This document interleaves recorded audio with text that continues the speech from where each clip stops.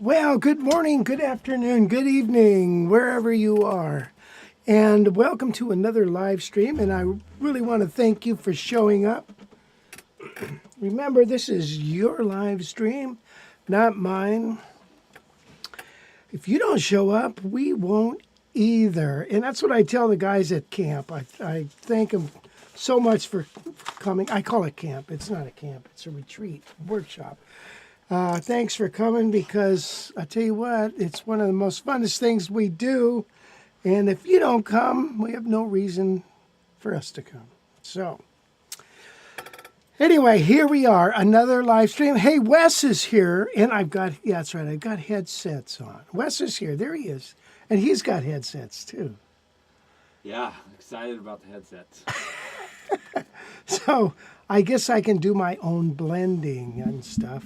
But gosh, it messes up my hair. So that particular song was called My Little Suede Shoes, and it's a Charlie Parker tune. Kind of out of character for Charlie Parker, wouldn't you say? But it's a beautiful little thing, and it's one of the songs that we're going to use at the camp for our C group to share some jazz ideas with. So we use songs at the camp as vehicles or platforms where you can share jazz ideas. Otherwise, in the past we used to have a camp and we would say, okay, in this instance, 2/5 of the 6 chord, you would do something like this, or something, So finally we got smart and decided to put it into a song. So, excuse me, that's what's happening. So, who do we got going on here? We have William. I want that guitar. William wants this guitar. Well, I guess you can have it if you want it. I've been looking for one of these for a while. Mark Larkins, if he's on the chat today, he wanted one of these. I've had a few of these, and they sell right away. And he's wanted one. So I was looking for months for him to find one at a decent price. Are you going to say what it is? Yes, it's. Well, you need to say what it is for people that don't know. Oh, okay. It's a Gibson ES-165 Herb Ellis. I mean, come on. Do I have to really tell them what it is? Can't they see it? Looks like a 175 to me. It is, without the back pickup. I don't know if there's any other things to it. This particular one, and as a matter of fact, I was telling Gail this morning, I think it might have a thinner top. I don't know. This guitar than usual, because to me, this has one of the nicest sounds on a 165. So I got it from a student who bought something else and he wanted to get rid of it. So he sold it to me, and now I'm going to pass it on. Of course, I thought about keeping it, but of course you can't always do that. But especially since I bought something else this morning, I got a sickness. Is there a place I could go to get cured of this? Anyway, it's called GAS, right? Guitar Acquisition Syndrome. But I like to get them and I pass them on, right? I don't keep them all. But you should see the ones I keep. Anyway, let's go a little further deeper into this, Wes. This has a rosewood fretboard,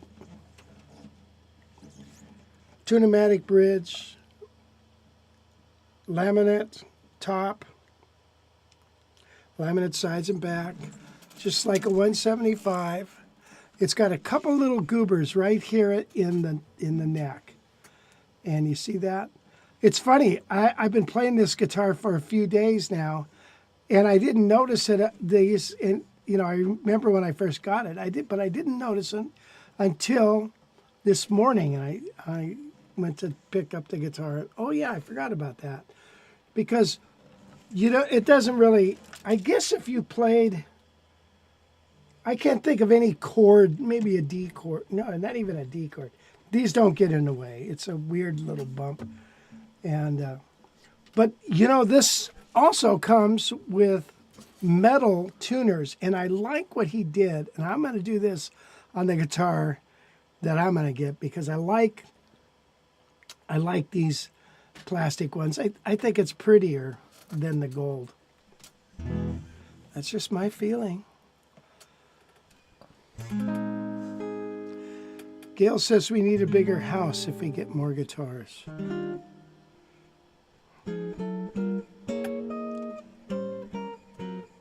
Well, I think we ought to move out of the master bedroom, Gail, and then, we just go in there to sleep. And we'll make that the guitar room. Just kidding. Hi, Jim Rolfe. Jim Rolfe is here. And Jim, did you notice on my little suede shoes that I made some corrections? Jim has been kind enough to, all right, so we got 7 charts for the camp, 7 tunes. So means we have to write out 7 charts. We have to have 7 tracks, 7 abandoned box tracks. Everything's got to be coordinated. You can't, you find what you get it all gathered up and zipped together, ready to go out, and then somebody notices a mistake. You got to take it all apart again and go fix the mistakes, redo the MP3s. God, it's a pain in the butt. But I think this year the students are going to be super prepared because they're getting, and then I'm doing a video on the tunes. That hopefully will be done today.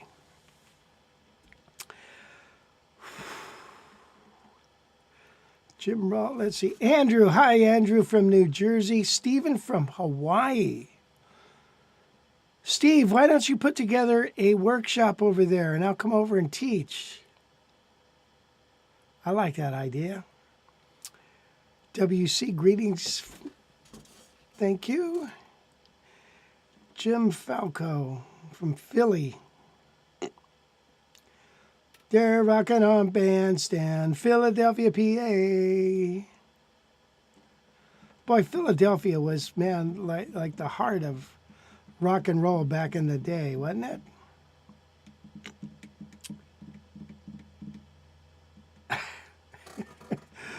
Mark, yes, you see, I finally got one. Love to hear you play Breezin. Okay, we'll do that in a bit. So Wes, you're done with your surfing competition, huh? Yeah.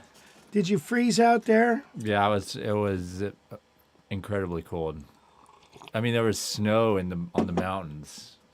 Yeah. Above Morro Bay. And so you had those surfers out there. And then on Thursday or Friday it was pouring all day. A good part of Saturday it was raining pretty much most of the day and windy. So yeah, it was brutal. Huh. Sweet. What are you trying to adjust over there? Well, I wanted this guitar a little louder because I wanted to turn down the volume a little on the guitar. There you go.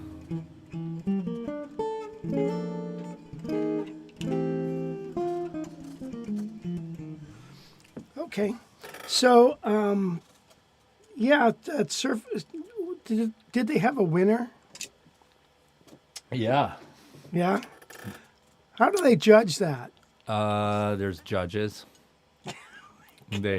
Every time you get a wave, the judge gives you a score. That was a 6.2. There's 4 judges or 5 judges, I think, and then they kick out the top score and then the bottom score, and then they average out the score of the middle 3. Mm-hmm.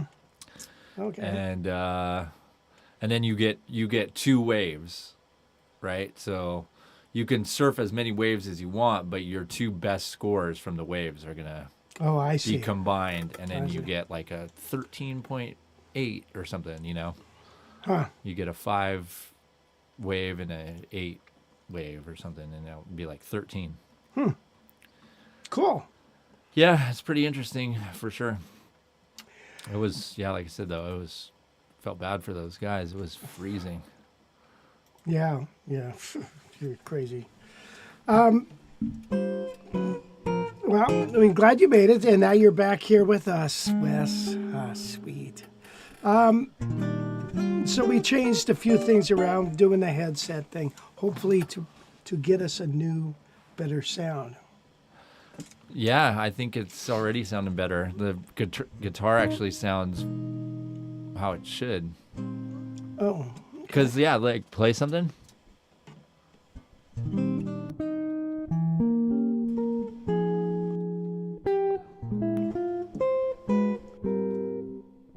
Yeah, so there's just not as big of a difference now when I mute the mic. You just kind of get rid of, if you shut that little heater off, it would be better.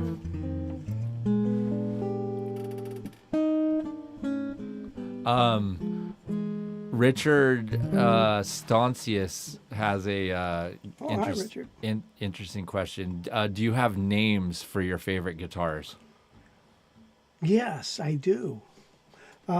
We call the L4, the L4 Elfer. And then I used to have a Switchmaster. I wish I would have had that. Stupid. That's what. Anyway, I had L5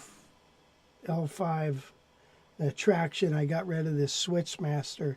We used to call that Switchy. You know, what guitar are you going to take tonight? Switchy. Yeah, I've got some names. I don't name them all. You come too attached to them. You start naming them.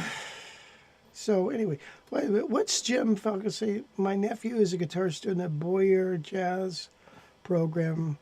The entire student body there has no interest in Gibson, but idolize Ibanez guitars for jazz.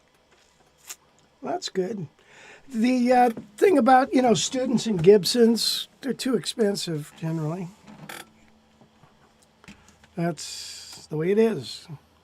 Back when I was a young boy, a young man, your very inexpensive guitars were terrible, so you didn't buy them, so.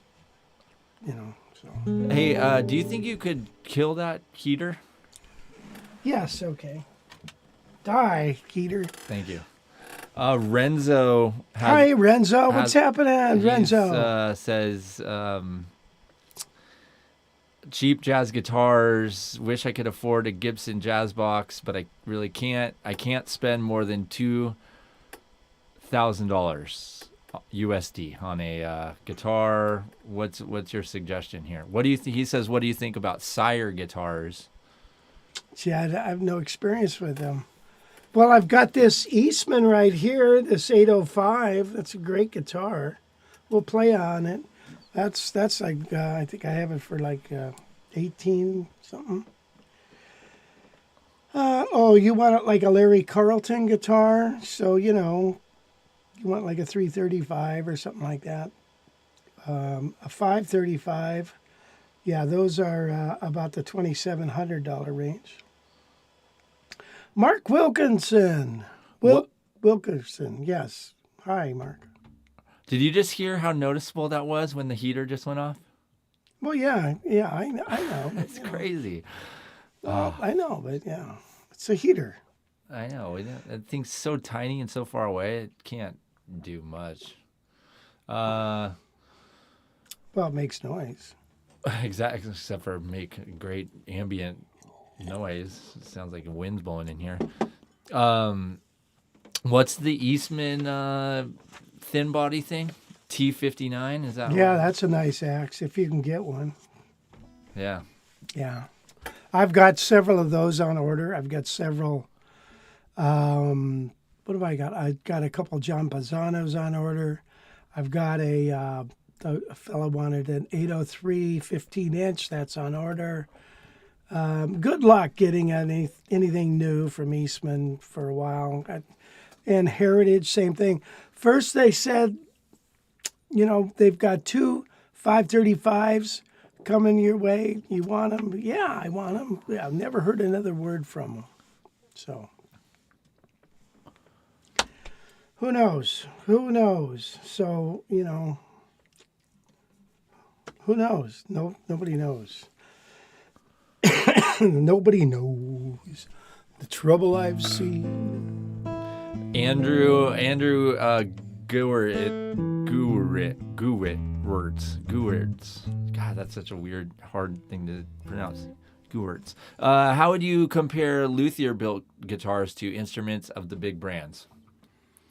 Well, a lot of times they're superior as far as acoustic sounding. So they're great. The only problem with a luthier guitar is when you go to sell it, unless it's got a really good name. Campoloni guitars. That's a good name. Ed Schaefer. But some of these others, Rebecca, that's got a good name, but they're hard to sell if you ever want one to sell it. But if you don't and you just want to get one, hey, why not? Support your local luthier.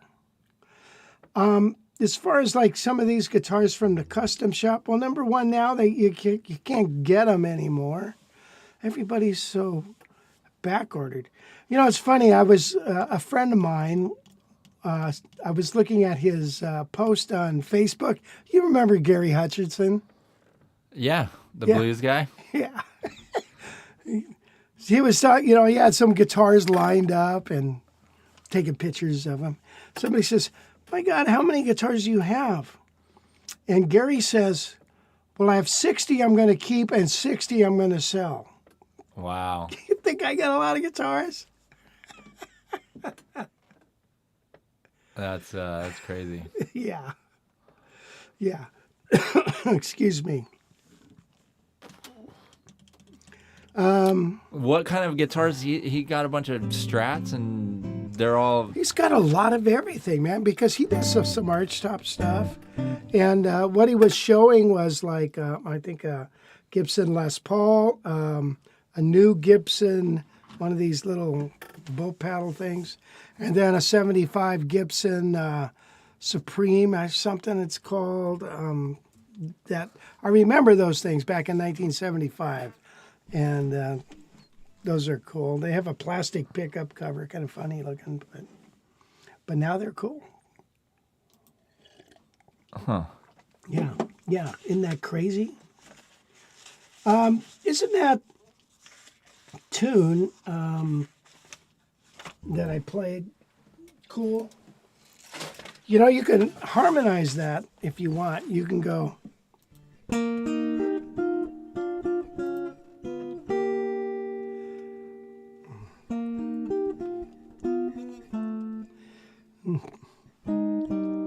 Something like that.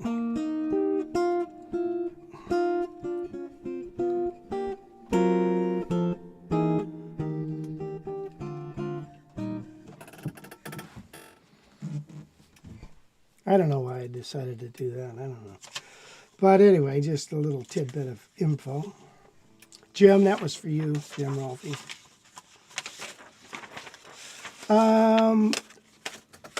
I'm reading nothing but good things about Eastman. Yes, they're very good. Very good guitars. Even when they first came out, they were really good. I mean, they've kind of standardized the models. And now they're moving more towards the rock thing because I guess they want to make more money.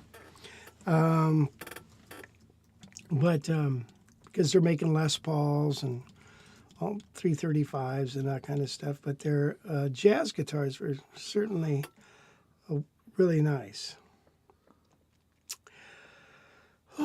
Anyway, Rich, would you play Wave? Now, so far...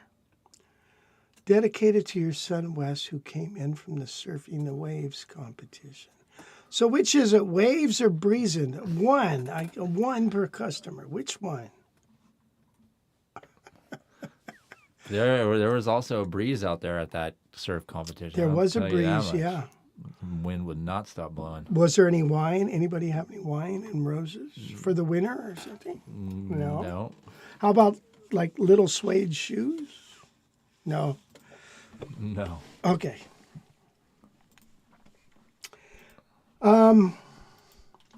All right, so let's talk about, okay, so that 49 Gibson,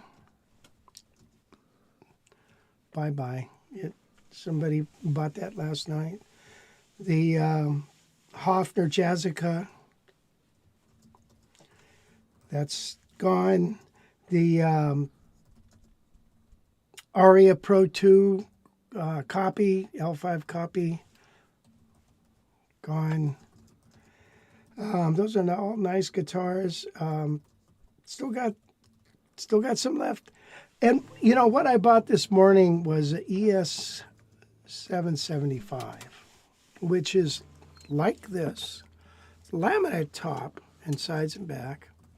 The pickups up here, where it's supposed to be. It's 2 pickups. But it's got a 5-piece neck. Ebony fretboard. Howard Roberts inlays.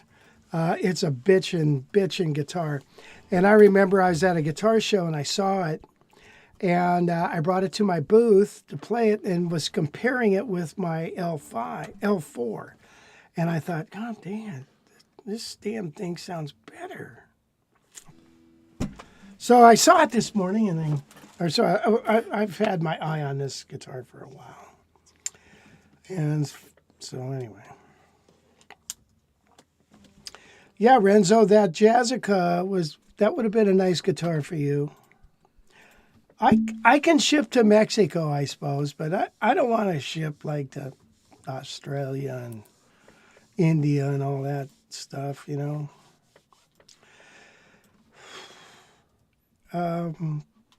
Yeah, you know, so the workshop is filling up. We're going to post the tracks and the Band in the Box files real soon.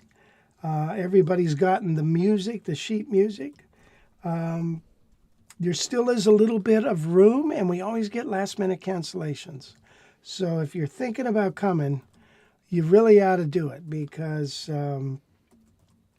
well, it's kind of like, how long are we going to do it? I don't know.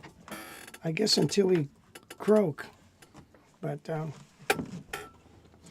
that's another sad thing. We just had a Pierre. Do you remember Pierre, that white-haired fella that was kind of blind, Wes? Do you remember him from Canada?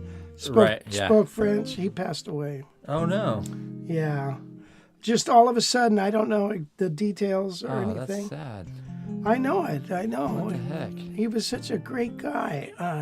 Yeah, he was really nice. Sure. Yeah. And, you know, he was made a lot of friends there at the camp, and he had been there several times. I swear to God, he was so blind. I mean, he was looking at stuff like this and have a magnifying glass, but he had a very good memory. And so he could look at a tune and, you know, he could play it, memorize it, and he had a great set of ears. I guess, you know, you need that. But really sweet guy. And I couldn't believe how much traveling he would do. He would say, okay, well, I just got back from, I forget where he lived, but it was, in Canada. But yeah, I just went down to Seattle, and then I went over to San Francisco and spent a few days. Now I'm here at the camp, and now I'm going to go over to Vegas and stuff. He was just all over the place. And real fun, just really sweet guy, fun to talk to. Yeah, that's a bummer. Nobody's guaranteed tomorrow, are they? That is true. Nope. As you hydroplane into the center divider. Yeah. That just happened to Wes. Can't believe it, man. That was scary. Did your life flash in front of you? No. You're lucky somebody didn't hit you, man. Holy cow. Yeah, no, I was really lucky for sure. So it was really storming, right? He was getting on the freeway, and then he hydroplaned. Yeah, I just started fishtailing everywhere. Then just slid into the guardrail. Yeah. Yeah, it all just happened so fast. Yeah. Oh, yeah. It's, yeah. It's, sometimes doesn't it feel like you're in slow motion when you go through that kind of stuff? Yeah, It's absolutely. like, oh my God, yeah. That's another thing about those cars, those little cars, they're so light. They do hydroplane easier than a Suburban or something, 6,000 pounds of metal rolling down the road. Right. Jason Brandt had a question earlier about how you feel about D'Angelico archtops. I'm seeing a lot of questions about that lately, comments and stuff. You're gonna have to buy one of these pretty soon. I know. Aren't they? They're not that expensive, are they? It depends. I think there is a. Like the old ones are out astronomical or something. Oh right? yeah, they're 50,000. Yeah. But then the new ones, aren't they like under two grand or something like that? Yeah. Oh yeah. But they have different levels of them, so I don't know which. They got so many of them to pick from. I don't know which one to get. But I haven't researched it. All right, let's ask everybody. What's the one that he should get to review? Yeah, good. There you go. And give us some suggestions, and I'll keep pushing them to buy one. Same with the Godin, man. We still need to get one of those. Yeah. Telling you. Hi, Richard Bostock. Wow.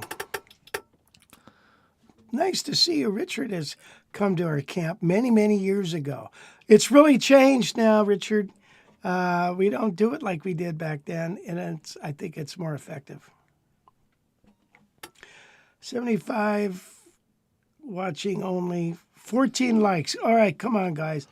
You got to get busy and like. Wait, so Jason Brandt says D'Angelico throwback. What is that? Is that the name of it? That can't be the model name. I don't know. Throwback, that's a pickup. A 46 New Yorker. That sounds expensive. Well, it's New York, man.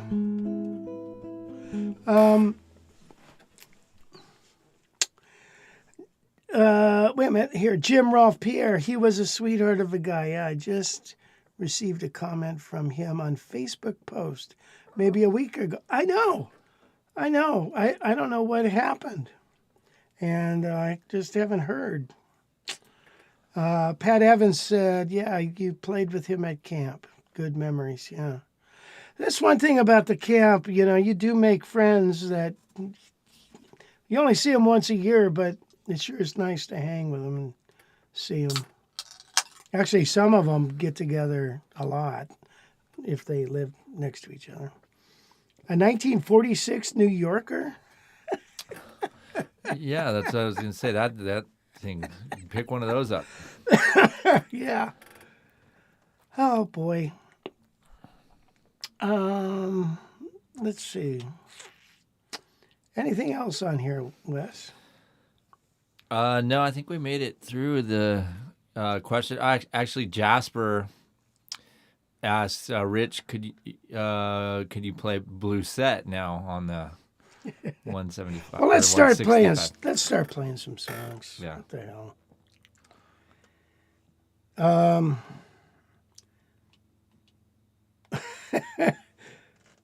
Well, did he say Wave or Breezin? Mark Larkins. I don't think he ever followed up on that. He said, yeah, no. Oh, wait, if I have to pick, how about Breezin? Okay. That's what he said. You have to pick. You must pick. Can you choose wisely? Oh, so John Wick said that D'Angelico Throwback came out about 3 years ago. Oh, So nice. that's probably how much. Do you know? I guess I could look it up, but the price range of that, I'll check it out. Yeah. Okay, here comes Breezin. Here it comes. Walk down the street. Get the funniest looks from everyone we meet. Hey, hey, we're the monkeys. No, monkeying around. We're too busy singing to put anybody down. We're just trying to be friendly. Shows you what I did in my youth. All right, here's Breezin.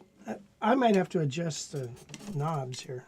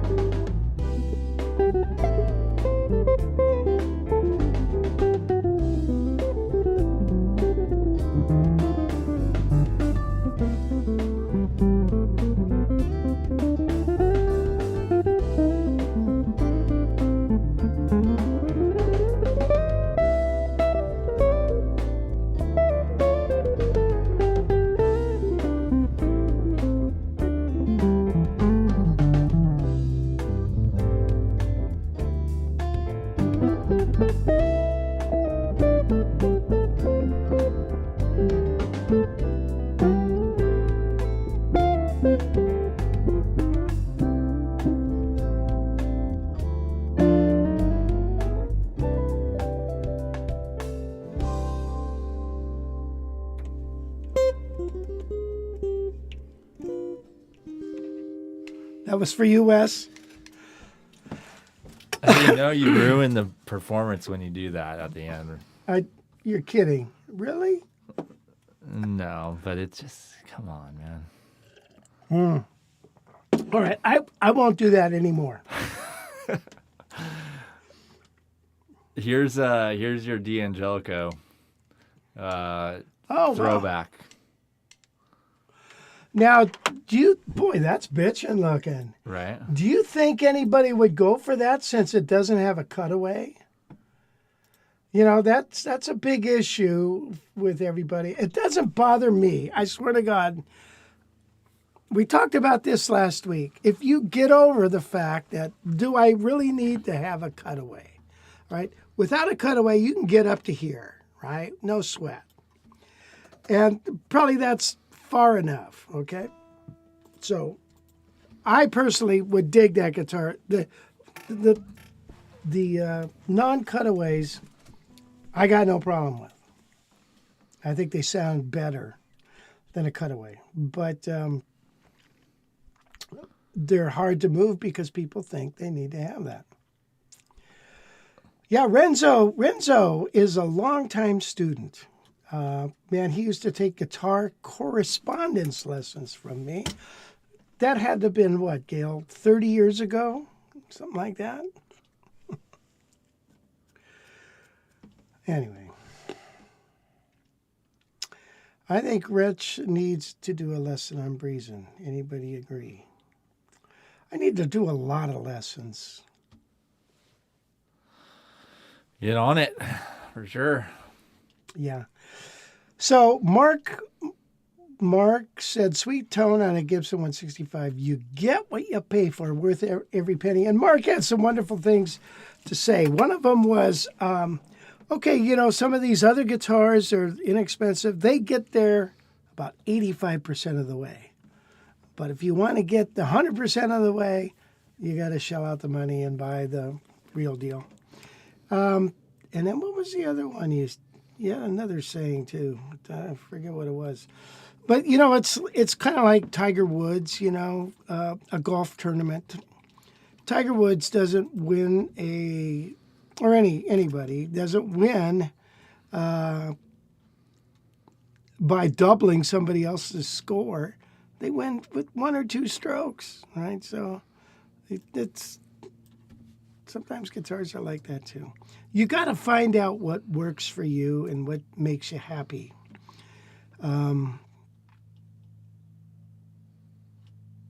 But you're always looking. I'm the worst, so anyway. I want a double cutaway jazz box. You want a Barney Kessel? There you go. One of the nicer sound. This particular one is super nice sounding. God. Isn't that a pretty sound?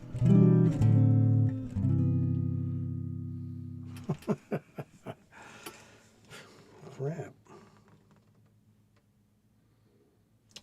Anyway, okay, so we played that. Any other questions, Wes? No. Hold on. Not that I'm seeing here, but let me. Hey, can you throw that guitar back up there? Sure. Okay.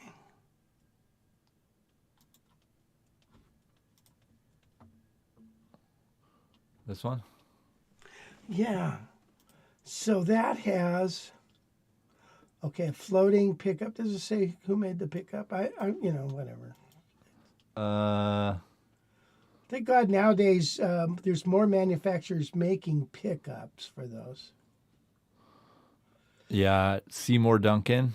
Oh, okay. Is Duncan designed? Does it say that? No. Okay. Seymour Duncan Humbucker.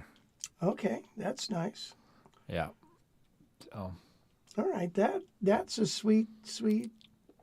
And this is off Musician's Friend. You could get them cheaper than this on Reverb. You know what's funny about $900. That take a look at that tailpiece one more time. In my opinion, you see the angle of that tailpiece, Wes? Yeah. It makes the longer strings, the fatter strings are longer, so now it makes them floppier. The thinner strings are tighter because of that at the end. That's interesting. I wonder if he messed with that design of going the opposite way. I don't know. Just a thought. Okay. did also a lesson. I've got lots of thumb whoops. lessons. Was that not on there? What? That shot of the tailpiece? No, it was on there, Oh, okay. on the full shot, yeah. By the way, somebody was asking about surf guitars. Did you see, Wes, did you get the rundown? Yeah. Did you see that link from Reverb? Yep. Why don't you check? Yeah, look at that guitar. This is a new guitar from Guild. It's new? I think so, yeah. It's pretty sweet. Isn't that cool? That is really cool. They call it Surf something. It's the Surf Liner. Yeah, that thing is really bitchin'. I would sport that. And what I like about it is, number one, the 3 pickups. I like the switch. You see the switches up there? That makes so much sense. That's the old style. You know, you got to switch on and off. You know, look at that. They're just regular old like AC switches. And so the switch design could be better, but that's okay. So you got that humbucker in back. To me, that is a bitchin' guitar. I would I'd like to check one of those. It's out. cool looking, for And they're sure. Perfect for surf, man. Yeah. It looks really thin. It does. It is very thin. And You the know. body is bigger than what you think it is. You see how that guy's holding it? That body looks bigger than Yeah. like a kinda Strat, doesn't it? Yeah. Yeah. Huh. Interesting. You know, I've always wanted to do some surf lessons, Jim Rolfe. Maybe you could jump on that with me and we could put together some surf tunes for the library. Yeah, I love that stuff, man.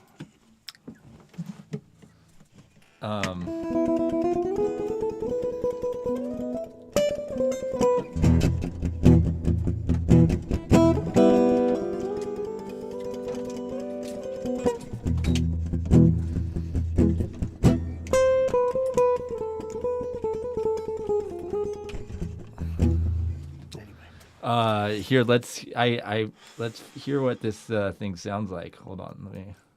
Okay. Oh, is there a There's video? videos, yeah.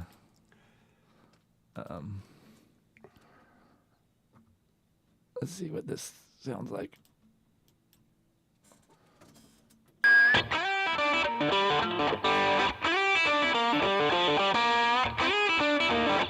That's too much distortion.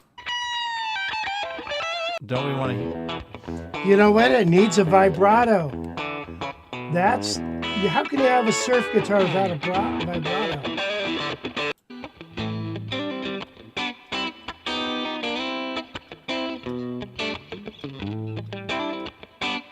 That's pretty cool sounding. Yeah, well, yeah. Sounds stratty. I want to hear some surf guitar on it. I know.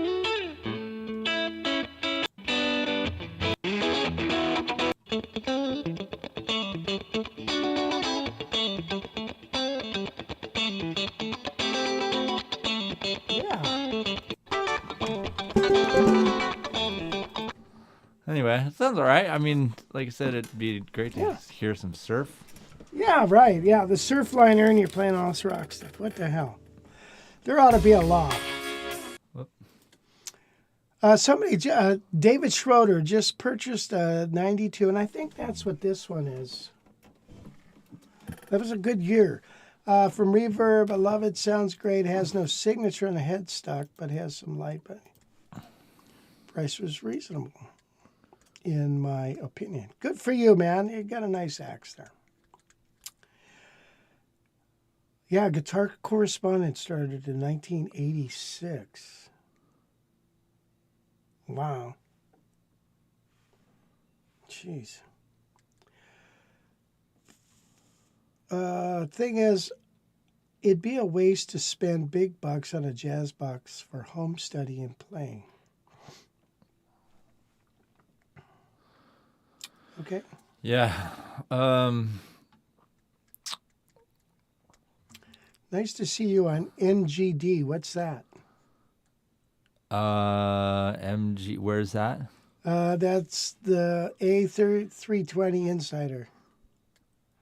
NGD. I don't know. I don't know what that is.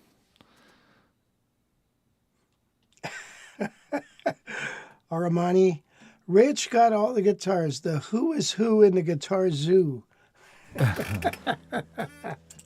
Well, and you know, I tell you what, the problem is when I buy guitars, I don't buy them. Well, I do sometimes, like, you know, to turn them. But I only focus on things that I like. I don't try to get something. That's why I'm skeptical about buying, you know, the Angelico and all that stuff.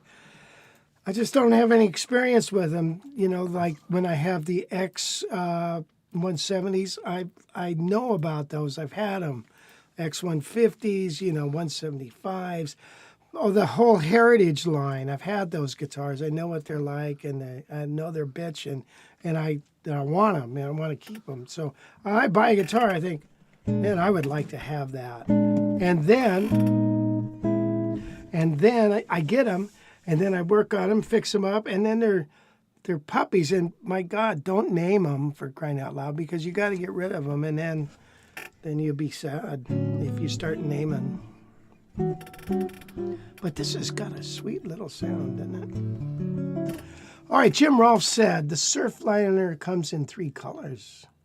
It looks like it's the size of a Jazzmaster. Yeah, I think you're right. Could you do lessons on Mr. Lou? Maybe if we do that. I have found that I use a pick brush stroke for West style octaves because my thumbnail gets in the way for doing this the West way. Yeah, I hear you. Do you see what NGD means? No. New Guitar Day. New Guitar Day. What's that? Nice to see you. You have a new guitar. Oh. New Guitar Day. I see. Armani is asking, do you still have the Kenny Burrell Heritage? Someone else also asked that a little while ago that I didn't get to. I did. I do. I took it out on New Year's Eve and played a gig with it. And I played another gig during Christmas with it, and I was like, wow. Yeah, that's a nice guitar, man. Jeez, holy moly. Mosrite guitars, are they surf? Yeah, but I hate them. Jeez. Why? They just feel terrible. Frets are tiny little frets. They're like the Gibson fretless wonders. I don't know how you can play them, man. It's just nuts. So I'm building up my Oscar Schmidt to be a jazz machine, completely with 13 gauge strings.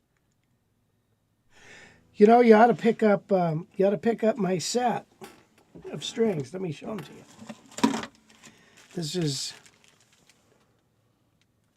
It's heavy top, 13, 15, 20, 28, 38, 48 hike. And so it's a heavy top, skinny bottom. Very easy to play. I always thought that you would wear your hand up with a heavy set of strings on the G and the D string. Going back and forth, I found myself like that, you know, after a while.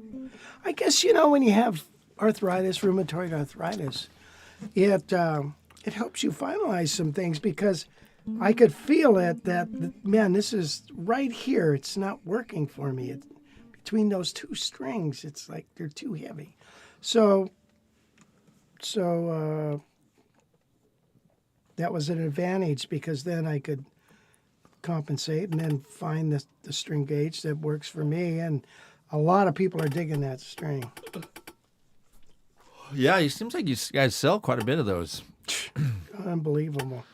Blowing them out. We're blowing them out, man. Call me crazy. Crazy Rich. Call me crazy Rich. Blowing them out. I don't know why I'm doing this, but yeah. I'm doing it. I don't know. They're coming for me with the straight jacket because we're just blowing these things out. I'm losing money left and right. Oh, that's funny. And it's all for you guys. It's all for you. Yeah, guys. it's all for you. Yeah. Question here. Was that the phone? Huh? Did you hear the phone? If the invisible man calls, tell him I can't see him. Okay. Okay. Loco Eat. I don't know. A little off topic, but who's the maker of the strap you're using? Oh, this is LM. Lucky Strike. No, LM. And it's a bass strap. It's available at Guitar Center. They're like $30. I've had this strap for 20 years. LM straps. Bass strap, but it's a bass one. You know? Oh, right. Yeah, they're not that expensive, but you find them. Right. Hey, oh, here you go. This is it, right? Yeah.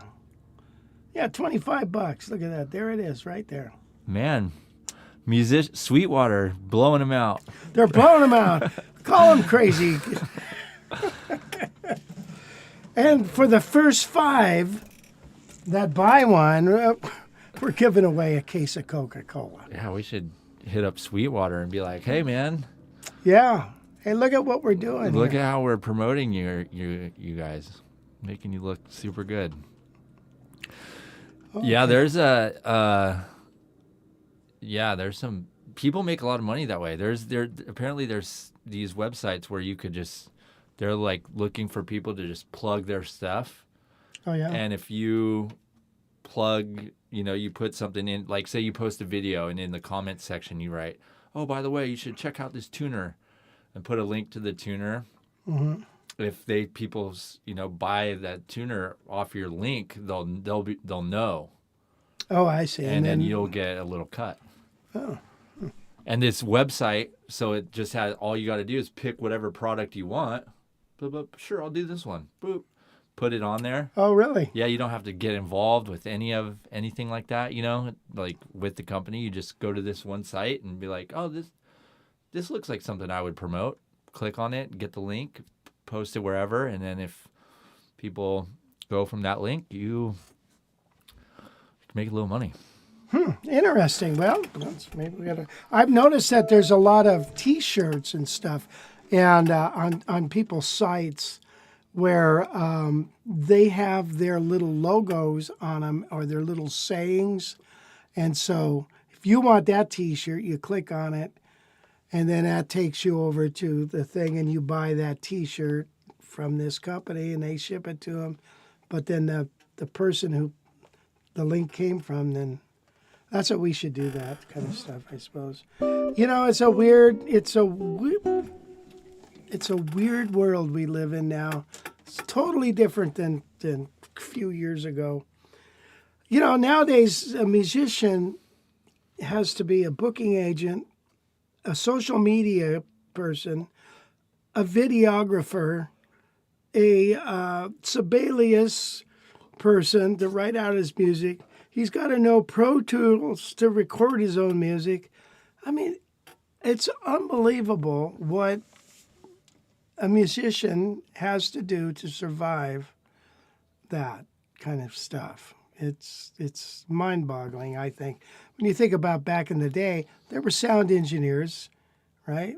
Okay. And there were copyists, and there were booking agents, and there were managers and stuff. Now people do it all themselves or use some website.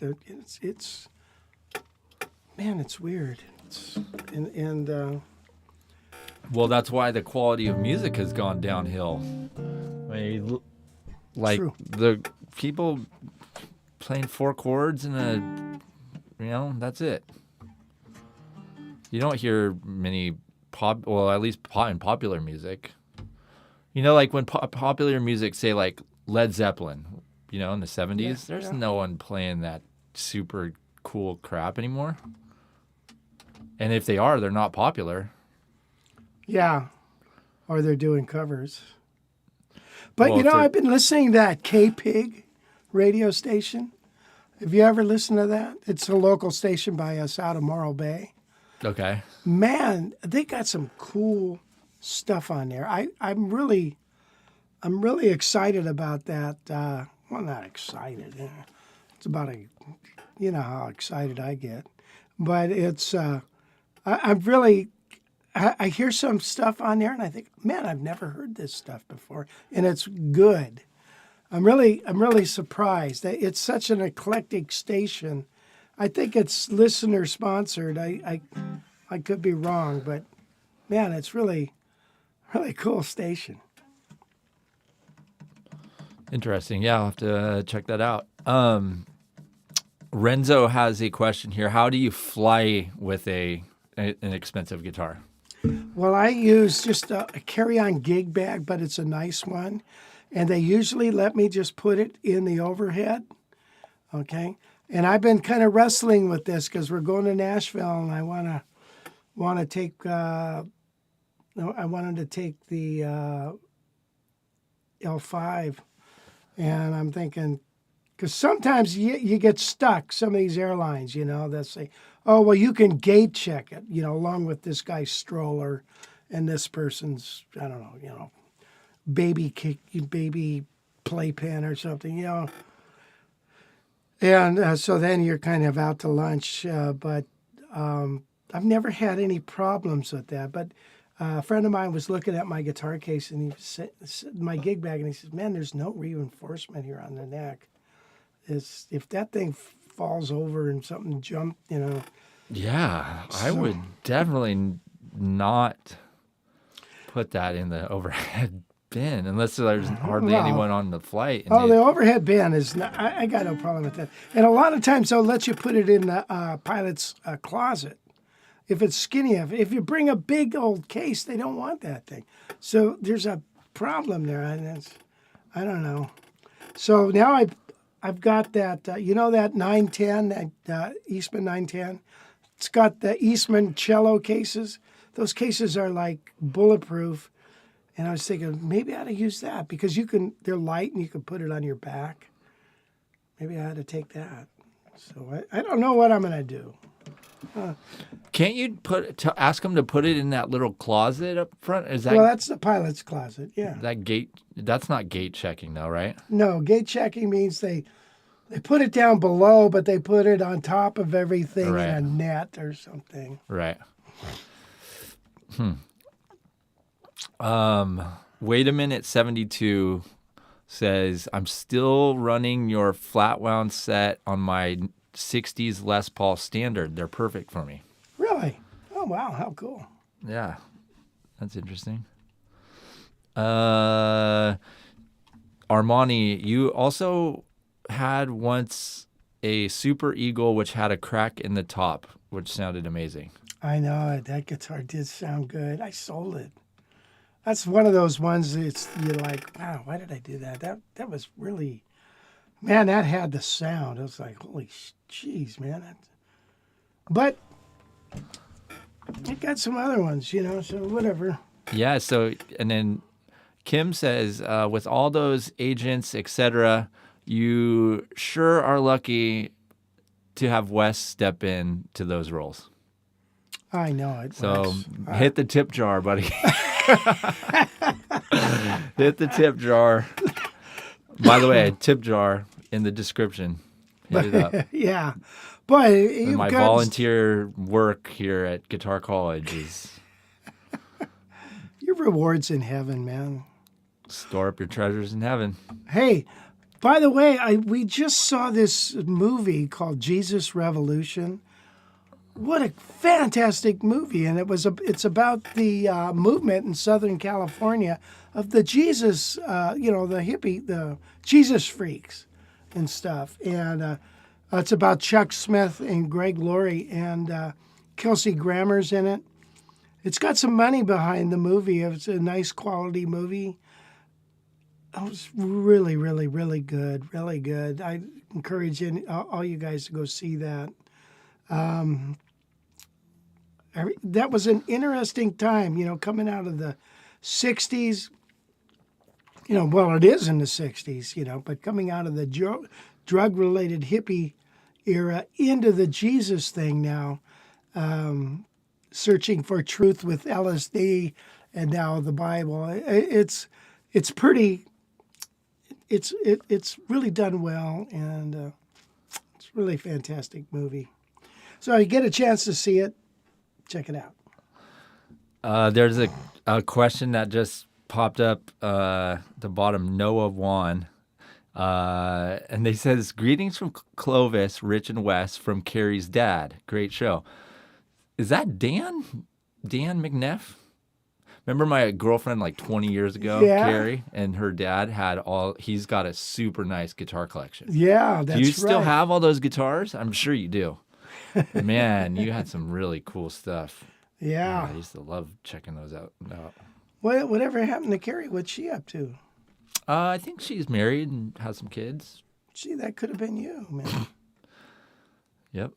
Well, I'm liking where I'm at right now. Some guitars don't fit on the overhead space. I took a Gibson Super 400 to Dallas once, and they let me put it in the overhead, and that's about as big as it gets, and it was nice. It worked. If you're on a big plane, it's no sweat. It's the little planes, like going from Fresno to L.A. and hitting the connecting flight. Those planes are the ones that are a pain in the butt. Kim asks, gate check on a plane. Do you worry about the temperature?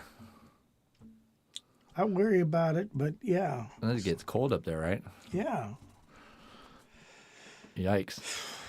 Back up here to the top. Wait, this fella says, Richard Jenkins, when you go to Nashville, you're playing at Rudy's. No, I'm doing a guitar show, but Rudy's, that's right. Yeah, The jazz. Didn't Bruce say that last time? That every time he goes to Nashville, he usually just tries to book a gig there? Something like that? Yeah. Yeah, he should do it. Hit him up. You just got time. Yeah. 3 weeks. True. Get in there. Okay. Play for free. Why not? You would, right? Why not? Yeah. At this point, if you get $200 or play for free, it's the only difference is $200. But I don't encourage anybody playing for free. You don't work at this thing for decades to play for free. Sorry. And then Mark Larkin's from Nashville, right? He's right above Nashville, some other town. I think he's a couple hours away. Oh, gotcha. He could do a seminar there. There's so much music in Nashville that I'm thinking, I really want. Yeah. Although jazz, I don't know. I mean, there's got to be guys that want to play jazz there for sure. It's somewhere. Oh, yeah. Well, I know Bruce Buckingham from the old days at GIT is there. And there's another wonderful jazz player named Mel Deal. And then another guy, Pat Borgenson or something like that. Wonderful jazz player. I got to hit those guys up. Yeah, you should. Here's a good question for you. Gawain Smith. Hi, Rich. Do you ever play reggae music?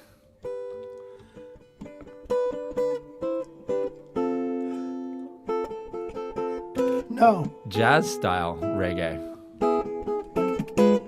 I play Summertime as a reggae. That would be pretty cool, though. You could, translate the melody of like a Bob Marley song into a jazz type of thing. I couldn't sing a Barb. I Shot the Sheriff is the only Bob Marley tune I know. Do you know any? Yeah. I mean, I know a few. let's see. I want to know you. I want to love it. That song. Buffalo Soldier. If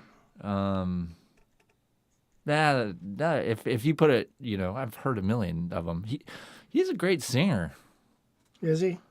Yeah, I mean, he's like underrated singer because, but the notes he's hitting some really high notes and stuff. Like if you were to go up and sing karaoke one of his songs, by the end of that karaoke session, you're gonna be tired as heck, because his voice is up there. Okay, I'm gonna do Summertime. Why not? Okay. Wait, hold on. Let me plow through a few more of these questions. Noah Bullard, can you go over quickly the differences between that 165 and a 175? To my knowledge, the 175 has 2 pickups usually. Everything else is the same. Wait, but didn't you just have a 175 with 1 pickup? Yeah. The old ones. Oh no, yeah. Yeah, the old ones had 1 pickup. Gotcha. Which, by the way, let's do a little experiment. All right, just check this guitar. Well, you've been listening to this, right? Right. All right, I'm going to unplug it a second. Hold on here. And I want to play this 125 up here. It's a 125C. Si come non candido. That means yes, but I could be your uncle. Actually, I don't know if that's what that means at all. This is a 125C from the 60s. And it came with a P90 on it, and I think the guy took it off. And I've had this on the live stream before, I believe.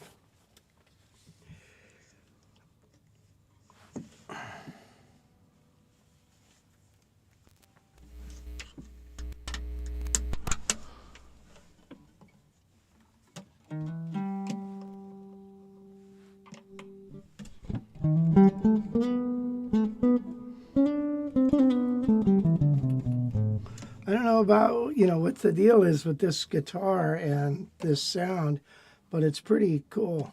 I took it to a gig and played it. Everybody seemed to like it.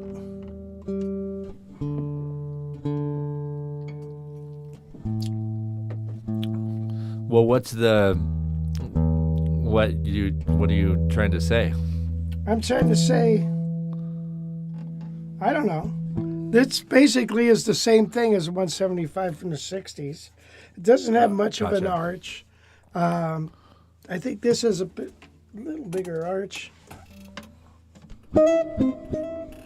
But I don't know. This is also a 9/16 neck, which is kind of cool. I don't know. I don't know what I'm trying to say.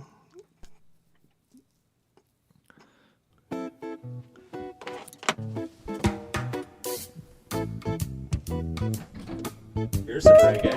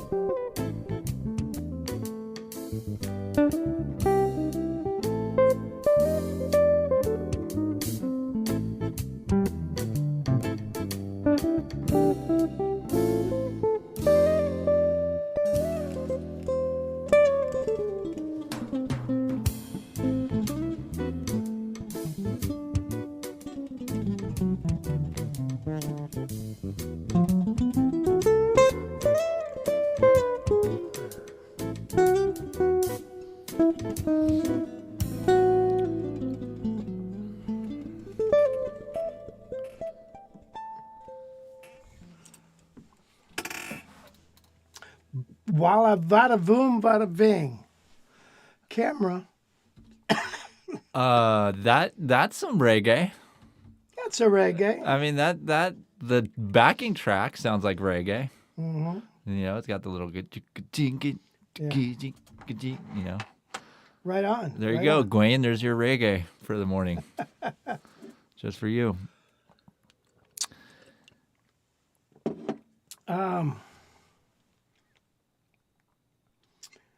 Got a tip from Joseph S.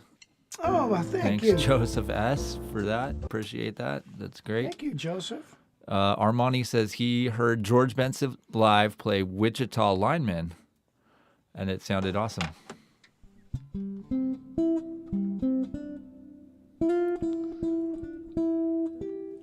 Oh, I'd like to hear that. That's a great tune, Jimmy Webb. Oh, why? Pickup always has to be at the bridge. What? I was going to, anyway, what do you think of this? What do you think of this?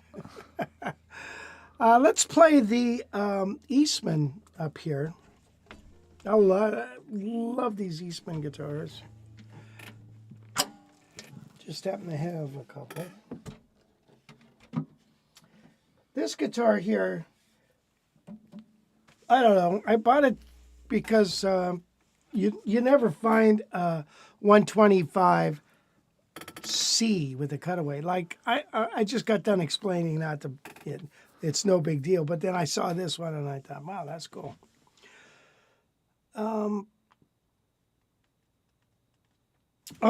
So anyway, this particular guitar I installed a oh crap. That's our overhead mic. That Whoops. just slammed. Okay, sale tag. You know, put some padding around that thing or something. Well, yeah, windscreen at least. Huh? Well, A guitar screen. well, you'll still run into a but padding. Since that seems to happen at least once per live stream. At least. Yeah. So. You know, it's like one of the worst, when you're sitting next to a drummer in some tight, and then you get up and you take this headstock and smash it into the cymbal. It's always wonderful. That's always a nice thing. Well, what about when the rock stars just take the head of the guitar and hit the cymbal on purpose? That's what you should do.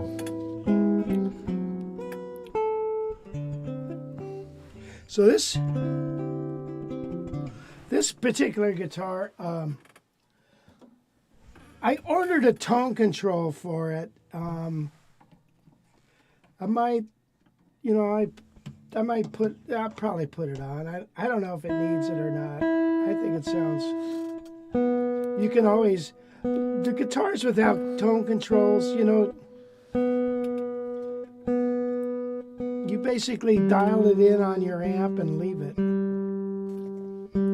So on this guitar, Wes, could you roll off the very high end just a little bit?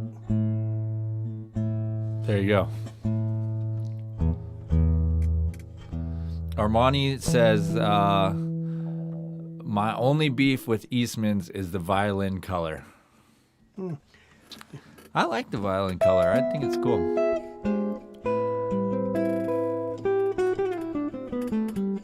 Where's the beef? I liked the Hofner finish. I know that. It looks like a violin. It's not all glossy. Right, yeah, that's hand rubbed. That Yeah. one, that was sweet. That looks frickin' cool. Sweet. Makes it just look so old. Yeah, it looks old, and it's got the wood can breathe really, and it's a nice idea.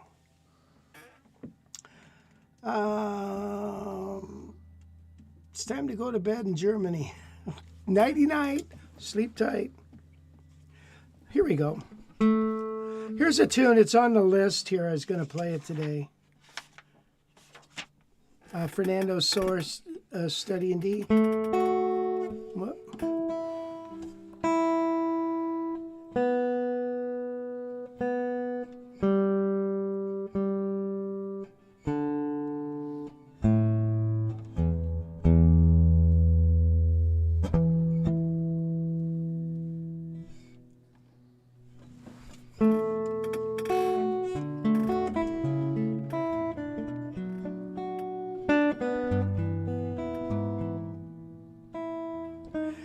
Doing? Wait a minute. Let me start again. Sorry.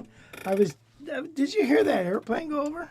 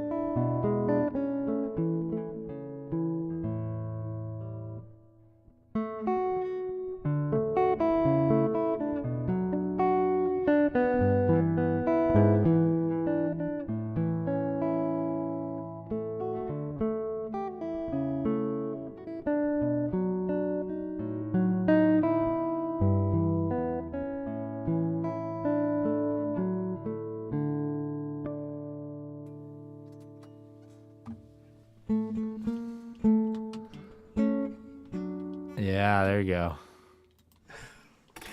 Shave it a haircut, 2 bits. So anyway, yeah, I always liked that song, Fernando Soares, Study in G. It's on the web page. at the library. Let's see. We also had a request. Do you want to do some news soon? Whenever you want. Are you going to get ready for that? I'm ready to go. Oh, yeah. Okay. Should we play another tune before you do the news or after? Whatever you want. Because somebody wanted bluesette, right? Yes, sir. Okay. Get ready because you might have to do some adjusting. I'm on it.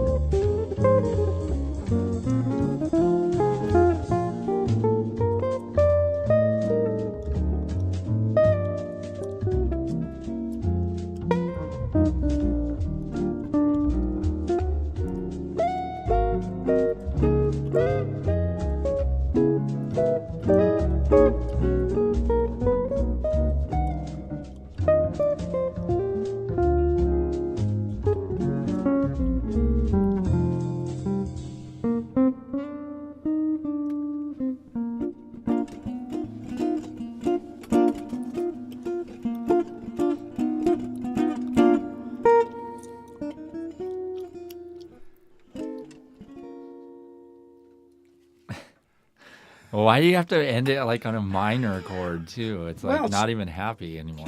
It's like, well, just to piss you off. well, you're doing a great job of that. Let's see. WC Ray says best guitar broadcast on the internet. Oh, thank you.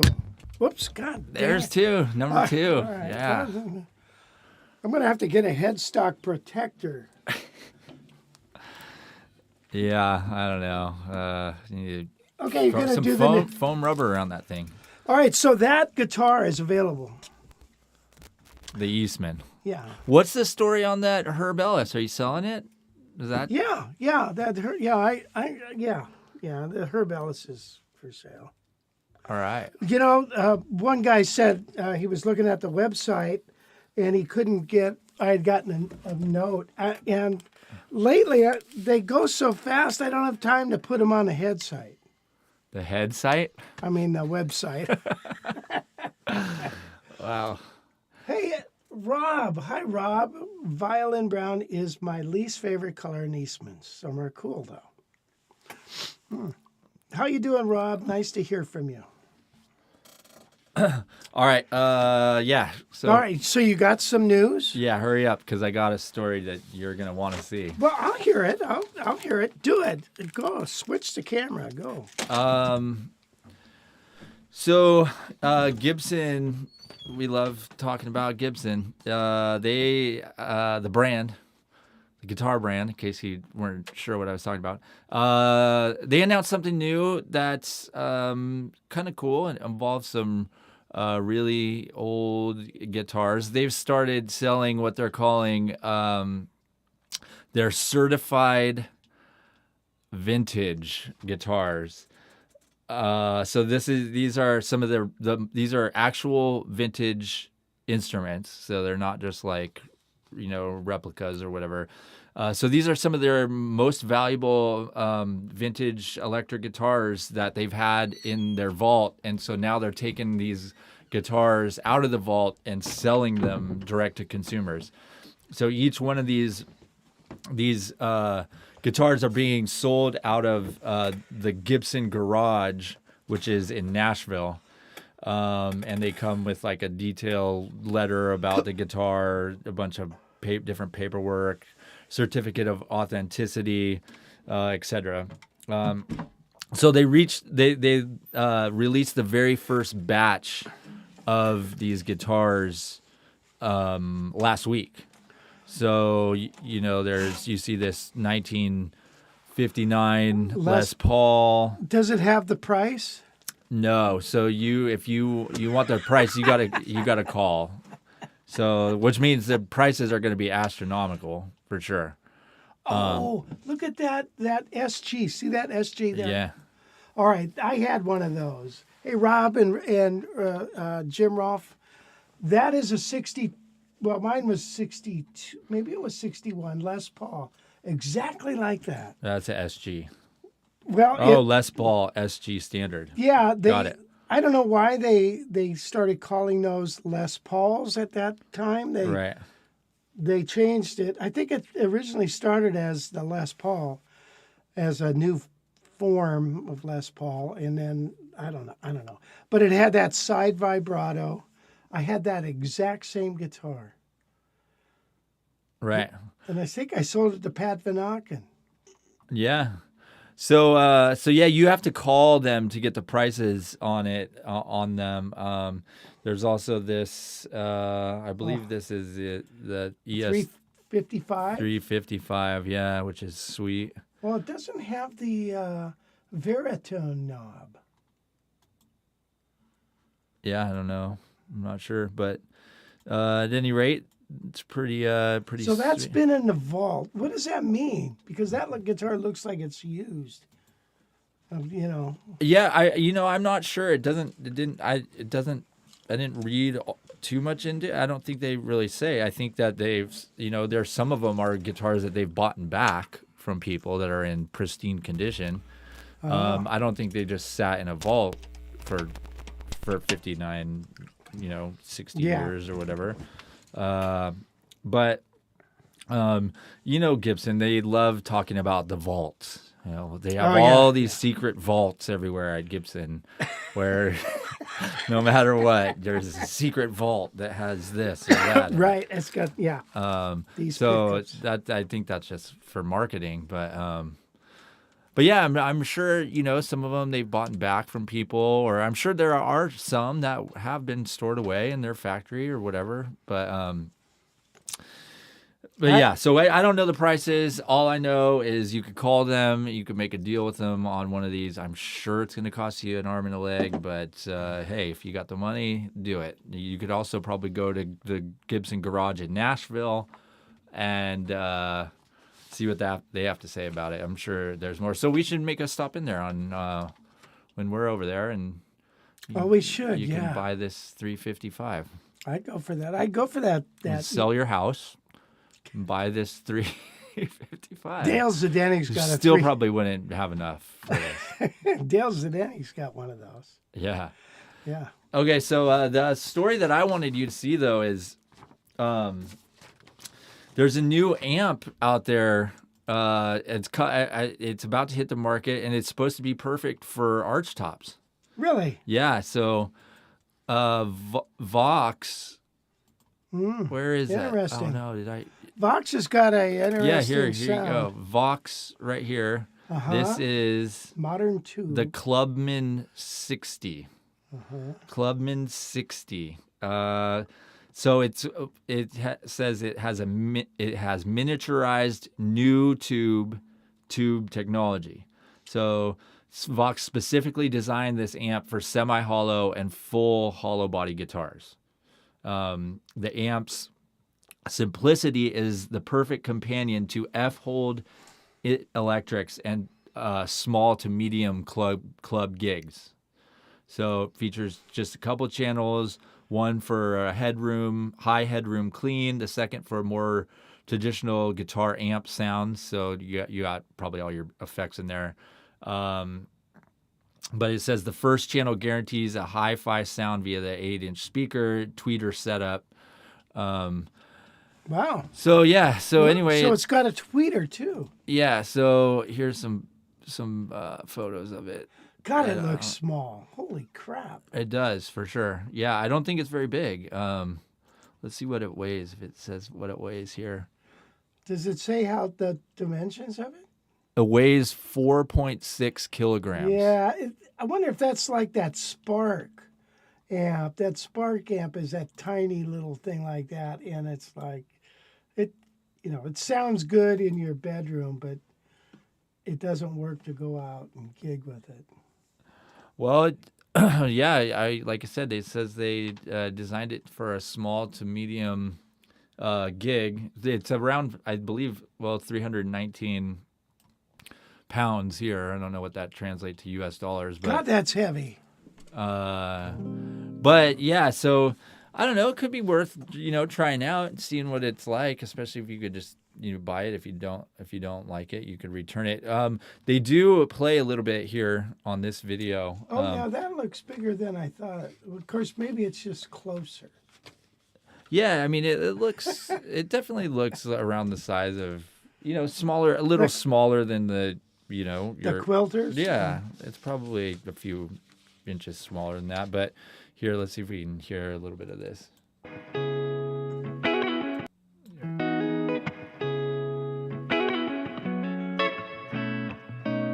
Hello, this is Kenny, and today I would like to introduce the Vox Clubman 60.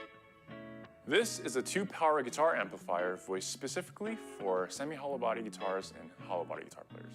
The preamp section of the Vox Clubman 60 utilizes the groundbreaking Korg new tube technology. What does the 60 mean? This Is it lightweight 60 60-watt watts? amplifier is designed to bring out the best of any hollow and semi-hollow electric guitar, providing warm yet dimensional clean tones with simple controls.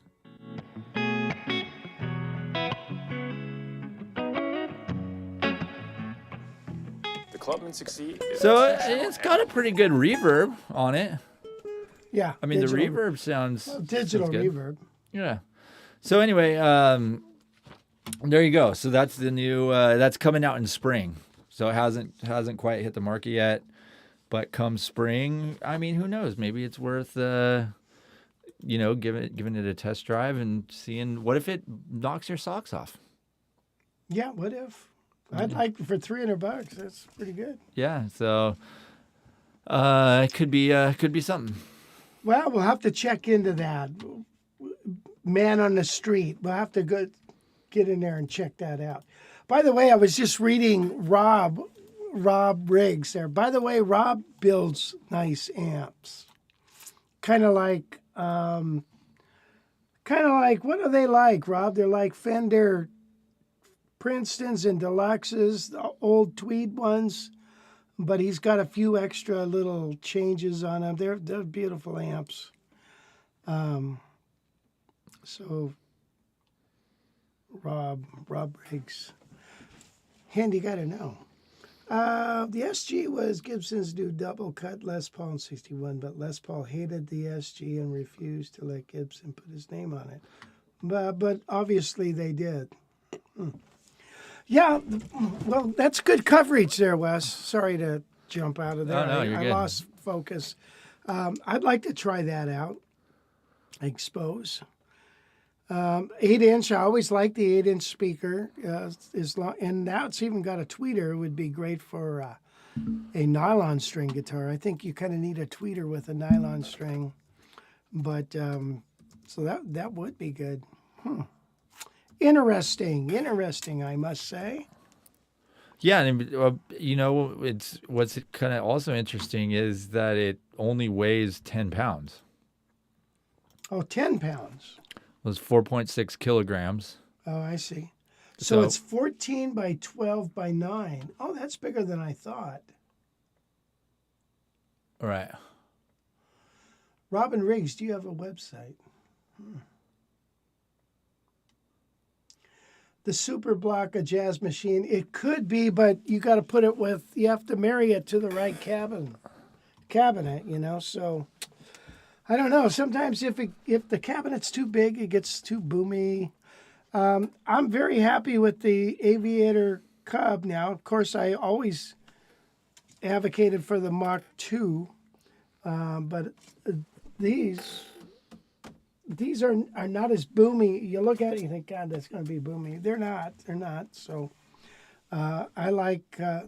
I've been using these, the Mach 3 and the Aviator Cub. So Aviator Cub is like $699. We sell it for a lot less, and this one I think is $12.99. Again, we sell it for a lot less. So interesting about the Vox. Have to check it out. There was another amp from Guitar Center that was a small little thing too, that everybody was going gaga over. Armani asks, what do you think about Eastman versus U.S.-made archtops like Guild and Gibson? Well, it's a good question. I don't know what I think. The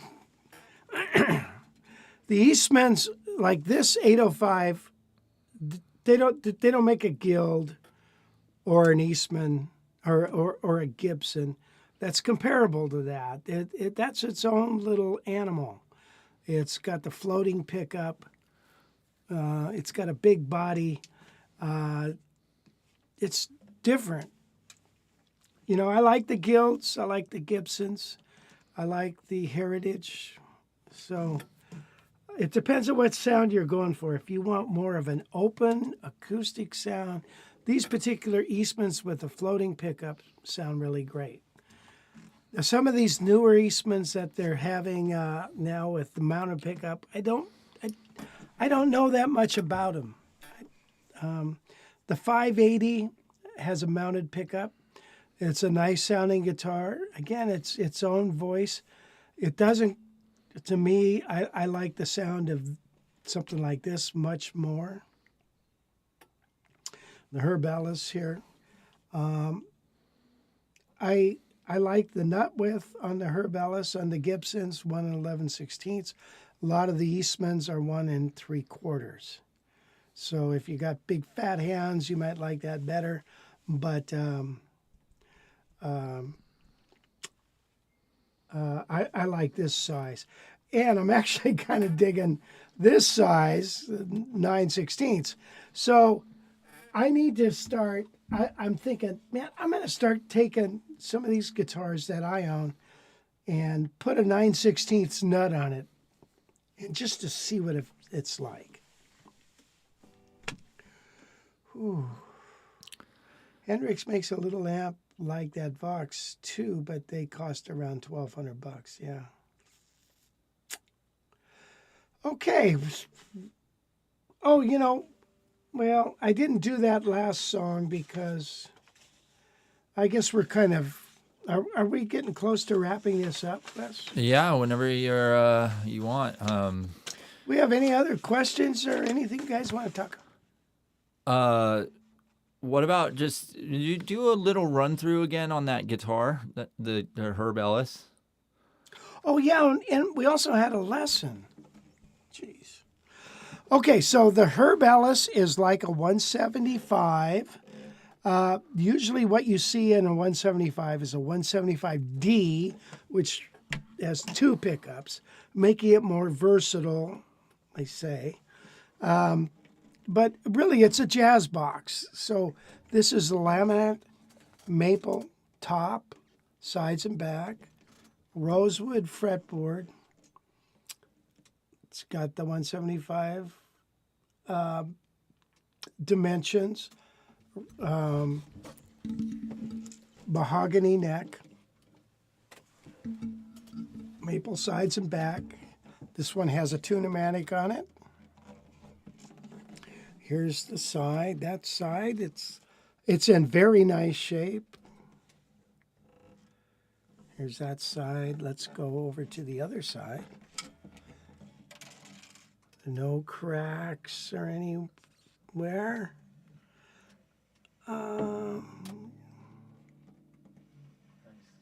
It's got a little bit of checking, I noticed right here.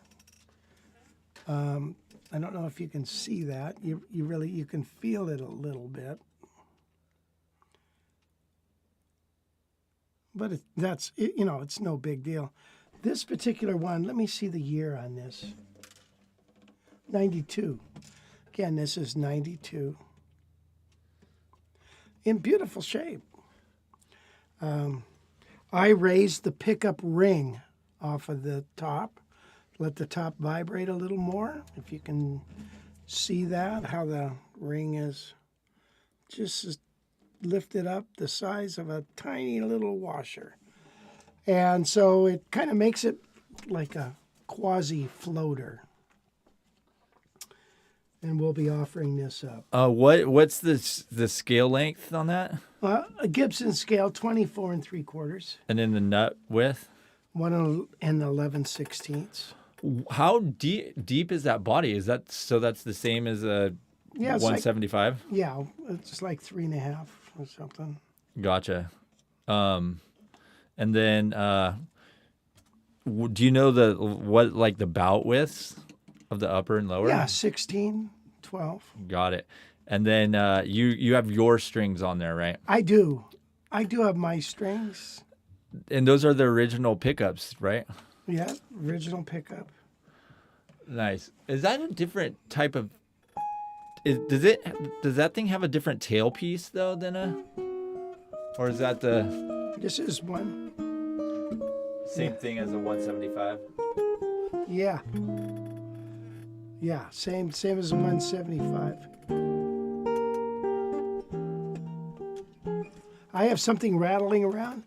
I know. Did you drop your pick in there? No, it's one of the little washers. I dropped it in there and never got it out.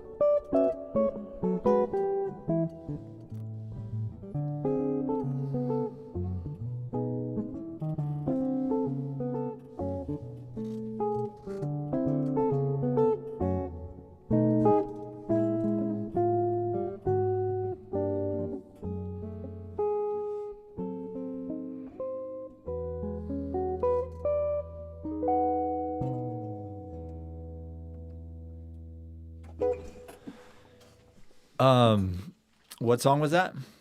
You Can't Take That Away From Me. That's part Ted Green, part Joe Pass, and a tiny bit of Rich Severson in there. Nice. We you know what we need to do is can you What? let's play that thing acoustically to hear what it sounds like acoustically. Okay. Like I said, this particular one, for some reason, has got a little more volume.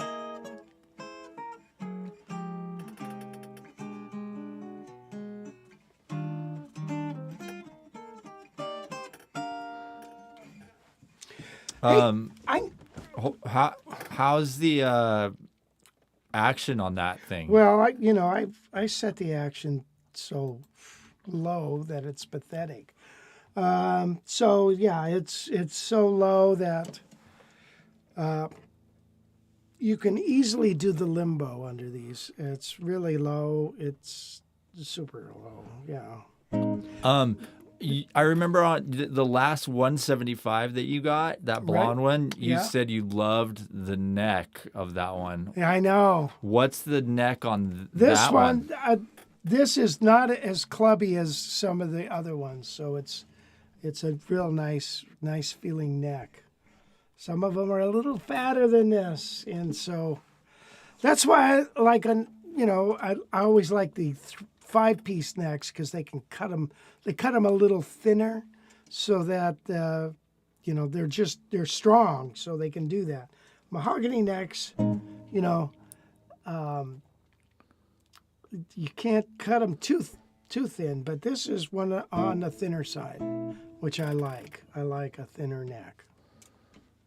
Right. And then This guitar is sweet, man. we should probably mention too that you're not going through an amp here. Right, I'm going direct through a board into the computer out to your house. So there's no amplifier coloring it. Right, and then the strings are And by the way, we ended up rolling off on those other. Could you put it flat? it is flat. Oh, you did? Yeah. You set it back? Okay. And yeah, so yeah, and then your strings, Right. which are just go run them by again. Yeah, they're heavy top, skinny bottom. Heavy top, skinny bottom available at Guitar College. There's the gauges. Awesome. Awesome. And then yeah, you are trying to sell it, right? Still deciding. Not now. You change your mind. I changed my mind. Change your mind. Not. It's not for sale anymore. Yeah. That's why you got to strike while the iron's hot. I mean, you catch them in the middle of the live stream while it's for sale. Wait till the end of the live stream you might not be able to get it. So you got to act fast. That's so funny. No, it's a very sweet guitar. You will be happy with it. Big time. I do have one final question. Yes, and that Wes. is a question that you can maybe help Jason Brandt out with. Is did you put any treatment, oil, or anything on the fretboard? And what do you normally do to your guitars? Yeah, I did. I cleaned it up and I hydrated the fretboard with linseed oil. What happens sometimes if it's super, super dry and you do that, you might pick up a fret that ends up poking up a little bit because the wood is pushing on the fret and it pushes it up a little, in which case you've got to bang it down with a hammer. So I've experienced that sometimes. So you got to be careful. So I just don't use a whole bunch. Just a little bit of linseed oil. Try to use it sparingly, but do it once every 3-4 months, something like that. There's also a hydrating lemon oil or something like that you could use. And your guitar smells like, Pledge. That lemony fresh smell. Yeah. Yeah, But that's true. Yeah, with the linseed oil too, like you barely need hardly any at all, right? I mean, that stuff. Yeah, You put a big old dollop on there, and that you're gonna have that all over everything. yeah, a little bit goes a long way, and you can see where it goes. And then you put it on, and then you wipe it off, right? With it, like you apply it with a rag, and then do you wipe off the excess, or let it soak in, or let it sit there for an hour, and you'll come back, and it looks like depending on how dry it is, it'll look like you didn't do anything. So if there's a bunch more sitting around, of course, just take it off. You don't want puddles. Oh, puddles. Richard Stancia says, how about hemp oil? Well, that might work good too. That could be fun for you and your guitar. More fun to have hemp oil. Right. Smoke a little hemp. Yeah. Smoking rope. Any other last? Remember that used to be the saying. Cowboys would smoke rope.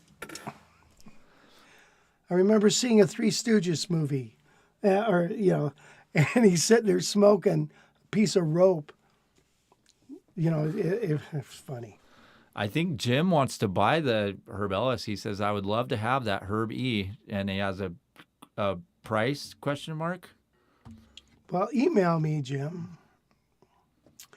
I have a PF10. Somebody asked about PAF pickups somewheres down the road. Okay. And I don't... the original PAF pickups, personally, I don't know. I don't like them. I had one on my 62 175, and I took them off, and I put on other ones. I've DiMarzios or something stupid, but I never liked the sound of those. When I went to sell that guitar and put them back on, I thought, well, actually, they sound kind of neat. But there's other pickups, like I think the Seymour Duncan Seth Lover is nice, and there's other pickups. Yeah. Axe Wax is good for fretboards. Dr. Doc, yeah, he's good. Have you ever used fast frets? No, I never have. I only use slow frets. What is that? I don't know. It's a goop you put on there. Oh, you don't gotcha. feel any of the oil you put on there. So no, don't put it. You don't feel it like anything. If you guys have any other questions, let us know. And if we missed your question, just ask it again, because I sometimes miss things. Believe it or not, I sometimes miss things. No way, Wes. Really? Come on. Yeah, it's hard to believe, I know. This has strap locks on it, too. Also, the Eastman 805 is for sale, too. And that's quite a bit less than this. So. Right. Yeah, so do you have the Eastman? Let's check it out. Stand by. Here's how you figure out his guitars. Guitars for sale, Eastman, $18.95 for that bad boy back there. What a bargain. Mm-hmm. No extras. $10 worth of free metal work right here at Earl Shive Auto Painting. That's a pretty good deal. It is. Yeah, they're hard to find, right? I mean, what is there a bunch on Reverb or what? I think there's a few. I don't know.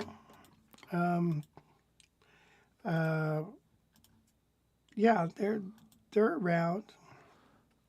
Yeah, but if you get one off Reverb, you might have to go have somebody set it up, right? Well, there's that too. Or you'll have to do some work to it. Not you, but whoever buys it is going to have to probably adjust the neck and get it playing like they want. So that could be a few hours, maybe a couple $100. That's true. I mean, if you make $300 an hour, then Who makes $300 an hour? me pretty soon, once you start paying me what I deserve. Wes, wake up, buddy. This live stream will cost you $600, buddy. I'll bill you. I'll send you a bill. Thank you. Thank you. Yeah, so the, yeah. Mark Wilkerson says Wayne Shorter just passed away. Well, I heard that this morning, right when we were getting ready for this, about 10 minutes before it started, and I didn't have anything to say about that, except that's too bad. I think he was up there in age. What? 89? Oh, yeah. Well, gosh, John Pisano is 92. Oh, wow. Yeah, still playing. Yeah. I mean, didn't he say he would do an interview with us? Yes, for crying Then out what loud. the heck are you doing? Well, we were going to do it today, but you weren't ready. Okay. Nice. I'll be ready for next week then. Sorry about that. Yeah, next week. Well, maybe we ought to do that next week. I'll call. Yeah, John. we should definitely. Might as well get him Yeah, on here. I'd love to. Yeah, I'd like John. He's so nice. By the way, I just saw a video with Joe DiArio and John. The video on YouTube was called something every musician should know, and it was Joe DiArio talking at a seminar at California Vintage Guitars, and John Pisano was there. And I was just fascinated by listening to Joe. I worked with Joe on his book, and so I got to hang out with him a little bit, and I learned a lot just from watching him and talking with him. But and then he was at GIT when I was there too. Joe, it's a wonderful video. You ought to watch it. What is it? It's just right there. It's just a lecture of him talking. Yeah. Oh, gotcha. And it was after he had his stroke. He had a stroke, and so his left hand was not working so hot. But he had some wonderful things to say about music and musicians and learning. And so you got to check it out.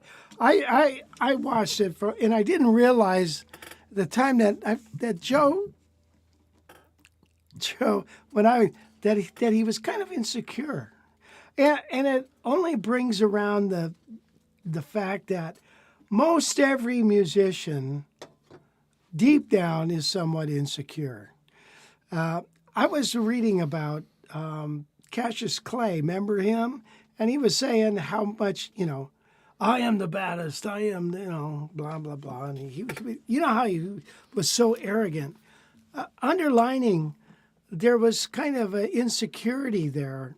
And he said, I just had to roar like a lion to make myself believe it and make other people believe it. So, but, a lot of musicians are like that. They're sensitive people. And, Joe DiArio knew Wes Montgomery quite well. And so he was talking about Wes and how much Wes was just such a super nice guy. He said, I couldn't believe how nice a person he was. And so anyway, it was an interesting thing. I would encourage you to watch that video. He also talks at the very end about it, when the reason I met him is because I worked for Dale Zdenek Publishing, which published Tommy Tedesco's book and Joe DiArio's book and Ted Green's book. Eventually, I had 3 books. But Joe Pass had given him Dale's number because Joe just got into town and was looking for anything to make some money. And so, of course, he had some ideas of writing books. And so he came in. I remember the day he came into the office. So it's kind of a trip. But he was I always thought he was somewhat arrogant, but come to find out, it's kind of a show, somewhat, And because he was talking about when Wes came in to see him play, and he said, "Oh my God, Wes is here! Oh God, no!" And other jazz players came to see him try Joe Pass and stuff. So, but anyway, he was talking about the Dale Zdenek parties, and I have a picture of I'm comping for for Joe DiArio. It's like Joe DiArio wants to play, and so okay, who's going to play for him?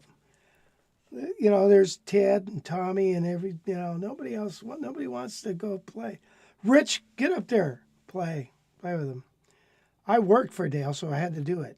So, so I did. And there's a picture somewhere. We'll have to get it for next week. And Gail's in the background too. You can see her when she was young. And so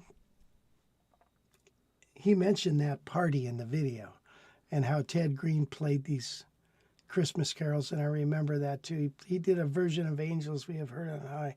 It's just incredible. So it was nice to hear that party really meant a lot to him. Whew. So anyway, that was enough of that. So check that video out. I think you'd be very happy to see it. So Wes, shall we wrap it up? Yeah, for sure. Thank you guys for joining us. And gosh, we hope to see you next week. We'll do it again.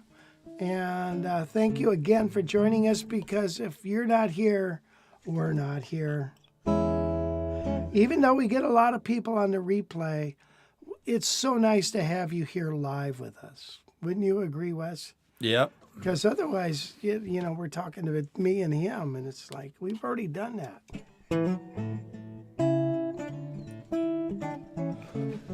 So we're signing off.